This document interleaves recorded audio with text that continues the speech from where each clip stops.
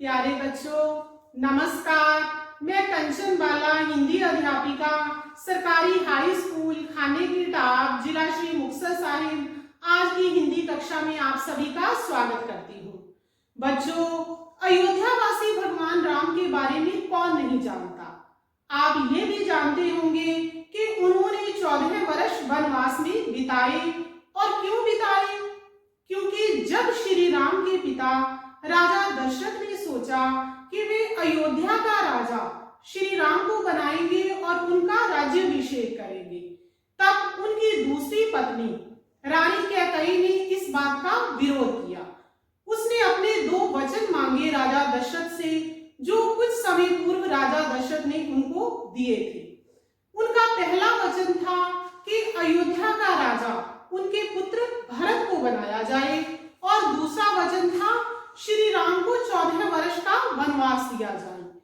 तो भले ही राजा दशरथ अपने पुत्र राम को अपने प्राणों से भी अधिक प्यार करते थे, फिर भी उन्होंने अपने वचन का पालन किया, क्योंकि रघुकुल की परंपरा ही थी कि वे प्राण देकर भी अपने वचन का पालन करते हैं। रघुकुल रीति सदा चली आई, प्राण जाए पर वचन न जाए। अपने पिता की इसी आज्ञा का पालन करते हुए श्री राम अपनी पत्नी सीता और छोटे भाई लक्ष्मण के साथ वन में चले जाते हैं। और पीछे लक्ष्मण की पत्नी जो उर्मिला है, वे हर पल अपने पति की याद में तड़प रही हैं। उनको यह राज्य सुख अच्छा नहीं लगता, जिसके कारण इतना गृह क्लेश हुआ। बच्चों, घर की शांति सबसे अधिक महत्वपूर्ण होती है।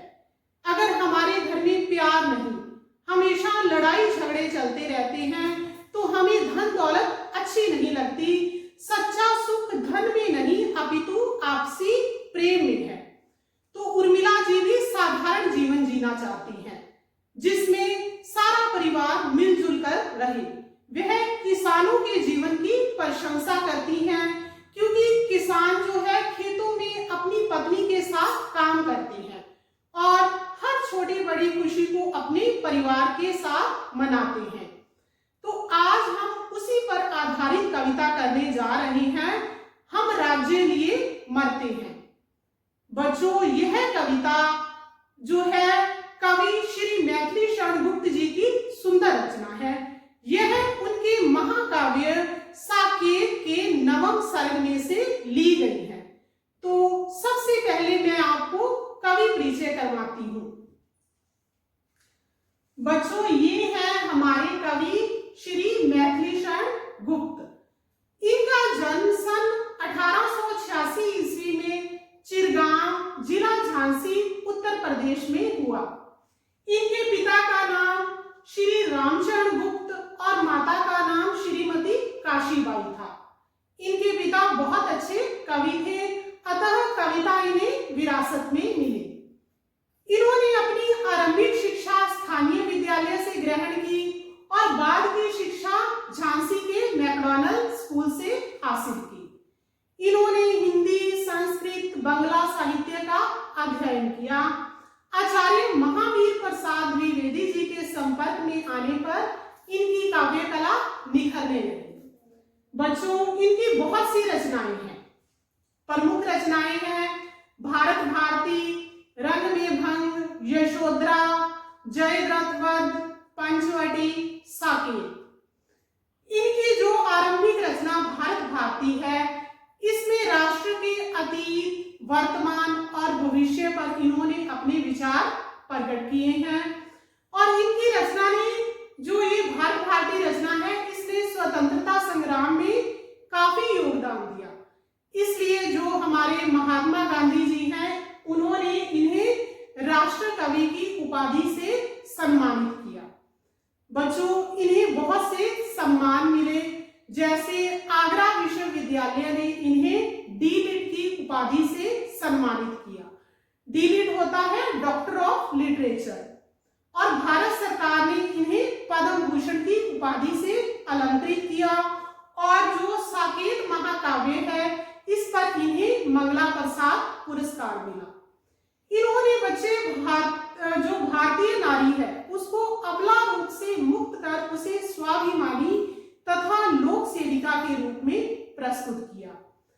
और ये जो गुप्त जी हैं ये 12 वर्ष तक हमारी भारतीय संसद के मनोनीत सदस्य भी रहे हैं और 1964 ईस्वी में गुप्त जी हमें छोड़कर चले गए। बच्चों, हम राज्य लिए मरते हैं, ये कविता गुप्त जी के साकेत महाकाव्य में से ली गई है। तो ये जो है महाकाव्य साकेत है गुप्त जी का, ये गुप्त जी की बहुत अच्छी रचना है। ये आपकी पुस्तक जो है आपके विद्यालय के पुस्तकालय में भी जरूर होगी, तो आप एक बार इसको जरूर पढ़ना। बच्चों, ये जो है राम महाकाव्य है, तो जो साकेत है ये अयोध्या का ही पौराणिक नाम है। गुप्त काल में जो है साकेत और अयोध्या दोनों नामों का प्रयोग किया गया है। जो ये महाकाव्य है ये 12 सर्गों में लिखा गया है। यद्यपि ये राम महाकाव्य है तथापि इसके केंद्र में उर्मिला ही है कि सीता जी तो अपने पति श्री राम के साथ वन में चली जाती है, लेकिन उर्मिला अपने पति लक्ष्मण के साथ वन में ना जा सकी। उनकी विरह पीड़ा का वर्णन गुप्त जी ने साकेत के 9वें सर्ग में जिस प्रकार दिखाया है वैसा चित्रण अन्यत्र दुर्लभ है। इसमें दिखाया है कि अगर श्री राम ने 14 वर्ष वनवास में बिताए हैं, वनवास होता है, वन का अर्थ होता है जंगल, के जंगल में रहकर बिताए हैं, तो उर्मिला ने 14 वर्ष विरहवास में बिताए हैं। विरह का अर्थ होता है कि अपने पति के वियोग में रहकर बिताए हैं। आंखों में प्रिय मूर्ति थी, भूले थे सब भोग, हुआ योग से भी अधिक उसका विषम वियोग। कि उर्मिला की आंखों में तो सदैव अपने पति की ही छवि रहती थी, उसी की ही मूर्ति रहती थी, और भूले थे सब भोग कि एक राजवधू होने के बावजूद उसको राज्य के वो सुख जो थे वो भूल चुकी थी। हुआ योग से भी अधिक उसका विषम वियोग कि किसी कठिन योग साधना से भी अधिक उसके विरह का ताप था। तो बच्चों, इस कविता में हम राज्य लिए मरते हैं, इसमें दिखाया है कि उर्मिला साधारण जीवन जीना चाहती है। वे किसानों के जीवन को खुशमयी बताती हैं और राजवंशियों के जीवन को दुख भोगने वाला जीवन बताती हैं। तो चलो सबसे पहले हम इस कविता को पूर्ण रूप से पढ़ते हैं। तो आप अपनी अपनी पुस्तकें खोलें और मेरे साथ इस कविता को पढ़ें। हम राज्य लिए मरते हैं, सच्चा राज्य परंतु हमारे कर्षक ही करते हैं। जिनके खेतों में है अन्न, कौन अधिक उनसे संपन्न। पत्नी सहित विचरते हैं, वे भव वैभव भरते हैं। हम राज्य लिए मरते हैं। वे गोधन के धनी उदार, उनको सुलभ सुधा की धार। सहनशीलता के आगर वे श्रम सागर तरते हैं। हम राज्य लिए मरते हैं। यदि वे करें उचित है गर्व, बात बात पे उत्सव पर। हमसे प्रहरी रक्षक जिनके, वे किससे डरते हैं। हम राज्य लिए मरते हैं। करके मीन मेघ सब ओर, किया करे बुधवाद कठोर। शाखामयी बुद्धि तजकर, वे मूल धर्म धरते हैं। हम राज्य लिए मरते हैं। होते यदि वही हम लोग, कौन भोगता फिर ये भोग। उन्हीं अन्नदाताओं के सुख आज दुख हरते हैं। हम राज्य लिए मरते हैं। हम राज्य लिए मरते हैं। तो बच्चों, सबसे पहले हम कविता की व्याख्या करेंगे। तो व्याख्या से पहले हम इसका प्रसंग लिखते हैं। प्रसंग में हमें क्या बताना होता है कि कविता का नाम, कवि का नाम और जिस महाकाव्य में से कविता ली गई है उसका नाम हम बताएंगे। तो देखो, प्रसंग, प्रस्तुत पंक्तियां मैथिली शरण गुप्त जी द्वारा रचित कविता राज्य लिए मरते हैं में से ली गई है। यह कविता गुप्त जी द्वारा रचित महाकाव्य साकेत के 9वें सर्ग में दर्ज है, जिसमें उर्मिला राज्य के लिए गृह कलह से दुखी होकर किसानों के जीवन की प्रशंसा करती हैं। तो बच्चों, अब हम इसकी व्याख्या शुरू करते हैं। तो बच्चों, पहली 2 पंक्तियां देखो कि हम राज्य लिए मरते हैं, सच्चा राज्य परंतु हमारे कर्षक ही करते हैं। यहाँ कर्षक का अर्थ क्या होता है? किसान। उर्मिला जी कह रही हैं कि हम तो व्यर्थ में ही राज्य के लिए लड़ते झगड़ते रहते हैं, जबकि सच्चा राज्य कौन कर रहा है? हमारे किसान ही सच्चा राज्य कर रहे हैं। क्यों कर रहे हैं? जिनके खेतों में है अन्न, कौन अधिक उनसे संपन्न।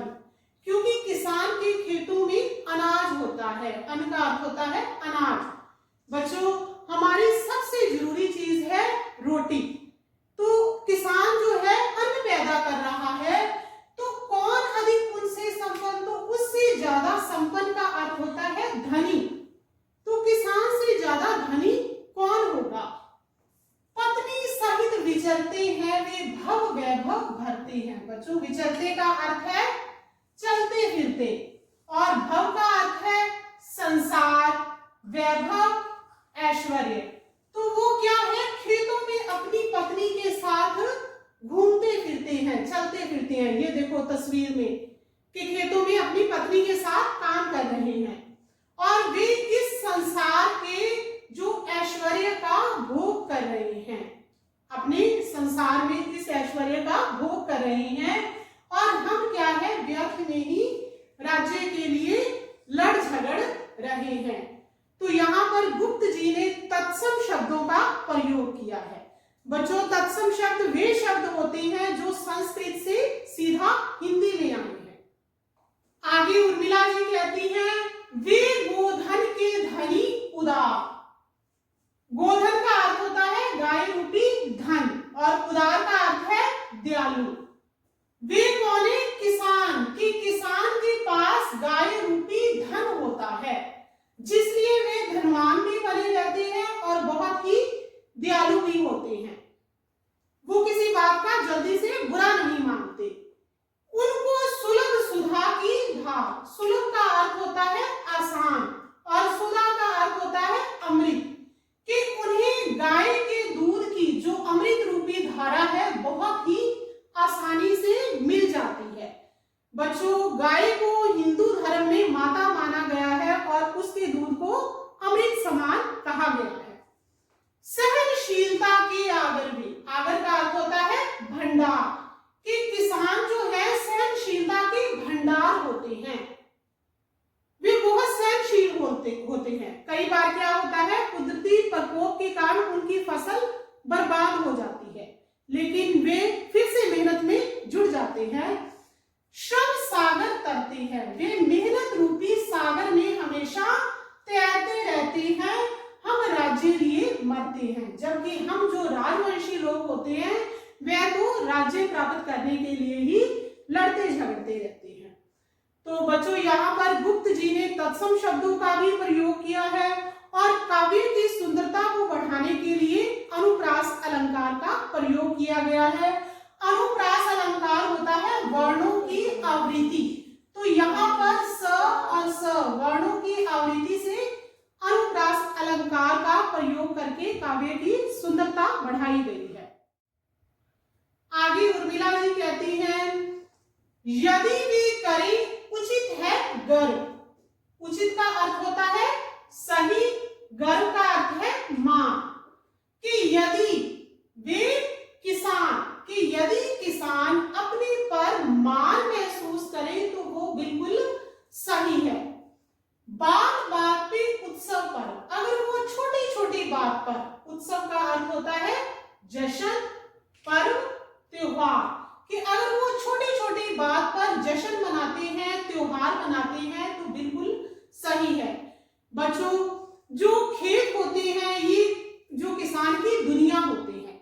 पर ही इसका दुख सुख निर्भर करता है। तो अगर कोई भी उसकी फसल पक जाती है तो वो क्या है, अपने परिवार के साथ उस खुशी को मनाते हैं। ये देखो तस्वीर में कि फसल पकने की खुशी में वे अपने परिवार सहित जश्न मना रहे हैं। हमसे प्रहरी रक्षक जिनके, प्रहरी का अर्थ होता है पहरेदार और रक्षक का अर्थ होता है रखवाले। उर्मिला जी कहती हैं कि हम जैसे पहरेदार जिनकी रक्षा कर रहे हैं वे किससे डरते हैं, वे किसी से क्यों डरें, अर्थात उन्हें किसी से डरने की जरूरत नहीं, वे निश्चित होकर अपने जश्न मनाएं। हम राज्य लिए मरते हैं, हम तो राजवंशी लोग राज्य के लिए ही लड़ते झगड़ते रहते हैं। तो यहाँ पर गुप्त जी ने तत्सम शब्दों का भी प्रयोग किया है और काव्य की सुंदरता को बढ़ाने के लिए पुनरुक्ति प्रकाश अलंकार का प्रयोग किया है। पुनरुक्ति प्रकाश अलंकार होता है कि काव्य की सुंदरता के लिए दो बार किसी शब्द का प्रयोग करना। तो यहाँ पर बार, तो यहाँ पुनरुक्ति प्रकाश अलंकार है। आगे है, करके मीन में सब और किया करे बुधवाद कठोर। मीन में का अर्थ होता है दोष निकालना। बुध का अर्थ है विद्वान और वाद का अर्थ है बहस। तो उर्मिला जी कहती हैं कि कुछ विद्वान लोग दूसरों के दोष निकालते रहते हैं और व्यर्थ ही वाद विवाद करते रहते हैं, बहस करते रहते हैं। बच्चों, कई लोगों का काम ही होता है कि वे अपने काम की ओर कम ध्यान देते हैं और दूसरों के दोष निकालने पर ज्यादा ध्यान देते हैं। शाखामयी बुद्धि तजकर, शाखामयी बुद्धि क्या होती है, व्यर्थ की बातें, तजकर का अर्थ होता है त्याग कर। जबकि जो किसान होते हैं वे व्यर्थ की बातों का त्याग कर वे मूल धर्म करते हैं, वे धर्म की मूल बात का पालन करते हैं। धरते का अर्थ होता है धारण करना, कि धर्म की मूल बात क्या है, मेहनत करना। वो मेहनत करने पर विश्वास रखते हैं, जबकि हम लोग तो व्यर्थ ही राज्य के लिए मरते रहते हैं। तो बच्चों, आप भी मेहनत करने पर विश्वास रखो, क्योंकि हमारे पूर्व राष्ट्रपति श्री एपीजे अब्दुल कलाम जी ने कहा है कि आत्मविश्वास और कड़ी मेहनत असफलता नामक बीमारी को दूर करने के लिए सबसे बढ़िया दवाई है। ये आपको एक सफल व्यक्ति बनाती है। तो यहाँ पर बच्चों क्या है कि कवि ने तत्सम शब्दों का प्रयोग किया है और काव्य की सुंदरता को बढ़ाने के लिए इसने अनुप्रास अलंकार का प्रयोग किया है। जैसे मीन में वर्ण की आवृत्ति है म और किया करे क की आवृत्ति है, जिससे काव्य को सुंदर बनाया गया है। आगे है, होते कहीं वही हम लोग कौन भोगता फिर ये भोग। भोगता का अर्थ होता है सहन करता। उर्मिला जी कह रही हैं कि अगर हम भी वही लोग होते, हम भी किसान होते, तो ये जो राज्य के कारण इतने दुख उत्पन्न हुए, इतना गृह कलह हुआ और जो दुख हुआ उनको सहन कौन करता। उन्हीं अन्नदाताओं के सुख, अन्नदाता कौन है, हमारे किसान, कि उन्हीं किसानों के सुखों को देखकर आज दुख हरते हैं। हरते का अर्थ होता है दूर होते हैं, कि आज हमारे दुख दूर हो रहे हैं, वे भी किसानों को देखकर खुश हो रही हैं। हम राज्य लिए मरते हैं, जबकि हम लोग जो है राजवंशी लोग, वो तो राज्य के लिए ही लड़ते झगड़ते रहते हैं। तो यहाँ पर उर्मिला जी साधारण जीवन जीना चाहती हैं, उन्हें राज्य का सुख अच्छा नहीं लग रहा, तो यहाँ पर भाषा भावपूर्ण है। तो बच्चों, हमने इस कविता को विस्तार पूर्वक पढ़ा है। अब हम इसका अभ्यास काम करते हैं। पहला प्रश्न है, प्रस्तुत गीत में उर्मिला किसकी प्रशंसा कर रही है?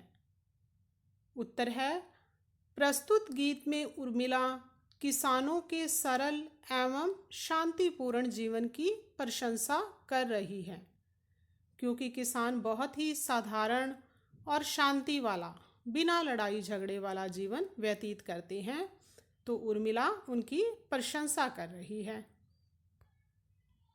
प्रश्न 2 है, किसान संसार को समृद्ध कैसे बनाते हैं? समृद्ध का अर्थ होता है धनवान। उत्तर लिखो, किसान अन्न पैदा करके संसार को समृद्ध बनाते हैं। प्रश्न 3 है, किसान किस प्रकार परिश्रम रूपी समुद्र को धीरज से तैरकर पार करते हैं? उत्तर है, किसान सहनशील हैं। वे परिश्रम रूपी समुद्र को अपने धैर्य से तैरकर पार करते हैं।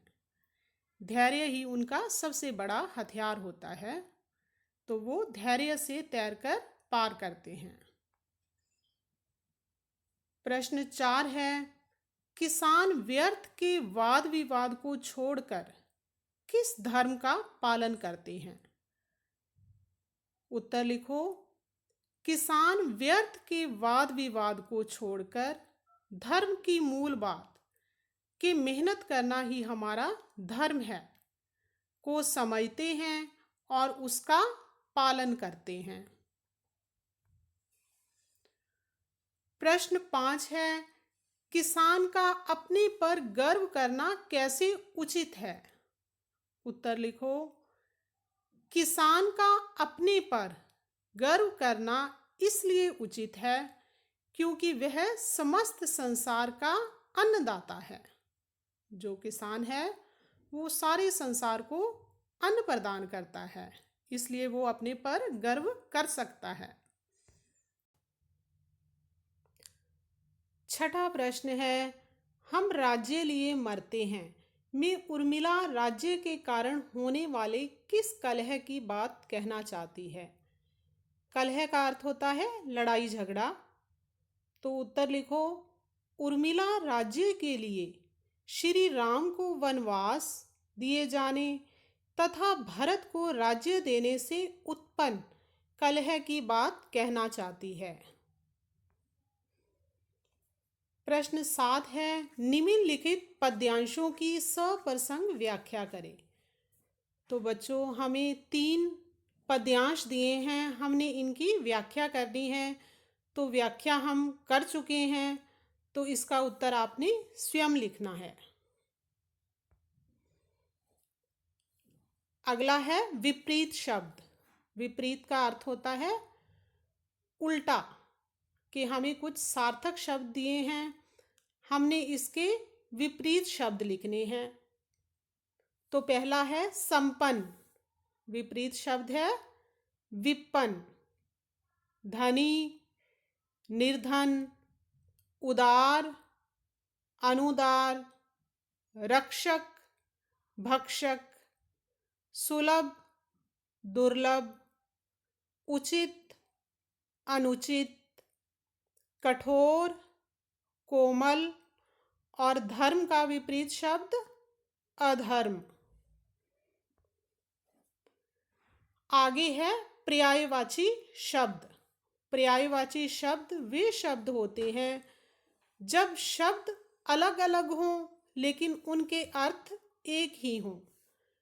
जैसे पत्नी को हम भार्या, अर्धांगिनी, गृहिणी, वधू, जोरू, संगिनी कह सकते हैं।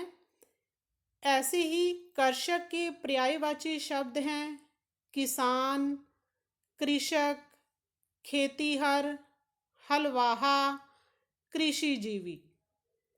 सागर के पर्यायवाची शब्द हैं समुद्र, सिंधु, जलधि, रत्नाकर। और उत्सव के पर्यायवाची समारोह, पर्व, त्योहार, जश्न, मंगल कार्य। प्रश्न 3 है, निम्नलिखित भिन्नार्थक शब्दों के अर्थ लिखकर वाक्य बनाएं। आपको शब्द दिए हैं जैसे अन्न, अन्य, उदार, उधार। आपने इनके अर्थ भी बताने हैं और वाक्य भी। तो अन्न का अर्थ होता है अनाज, वाक्य है किसान अन्न पैदा करने के कारण अन्नदाता कहलाते हैं। अन्य का अर्थ होता है दूसरा, किसी अन्य विषय पर बात करो। अगला है उदार। उदार का अर्थ है दानी। कि दशरथ बहुत ही उदार राजा थे। और उधार का अर्थ होता है ऋण। वाक्य है कृपया मुझे 100 रुपये उधार दे दीजिए। तो बच्चों अब हम अंतिम दोहराई करते हैं। पहला प्रश्न है, इस कविता का नाम क्या है? क्या नाम है? हम राज्य लिए मरते हैं। आगे, इस कविता के कवि का नाम बताएं। कवि का नाम है श्री मैथिलीशरण गुप्त। यह कविता किस महाकाव्य में से ली गई है? महाकाव्य का नाम है साकेत। यह महाकाव्य कितने सर्गों में लिखा गया है? कितने सर्गों में? 12 सर्गों में। आगे है, इस कविता में किसकी विरह वेदना को दिखाया गया है? किसकी? उर्मिला की। आगे है, इस कविता में अमृत की धारा किसे कहा गया है? अमृत की धारा किसको कहा है? गाय के दूध को। आगे, मीन मेख निकालना का क्या अर्थ है? इसका अर्थ है दोष निकालना। आगे, यह कविता साकेत के किस सर्ग में दर्ज है? साकेत के 9वें सर्ग में। आगे, सुलभ का विपरीत शब्द बताएं। सुलभ का विपरीत शब्द है दुर्लभ। पत्नी के पर्यायवाची शब्द बताएं। पत्नी के पर्यायवाची शब्द हैं भार्या, अर्धांगिनी, गृहिणी, वधू, जोरू, संगिनी। तो बच्चों, आपने इस कविता को पूर्ण रूप से याद करना है और इसका काम अपनी उत्तर पुस्तिका पर लिखना है, क्योंकि जितना आप मौखिक और लिखित अभ्यास करोगे उतनी ही आपकी भाषा पर पकड़ मजबूत बनेगी। तो किसी अन्य उप विषय पर आपसे फिर मुलाकात होगी। तब तक के लिए धन्यवाद।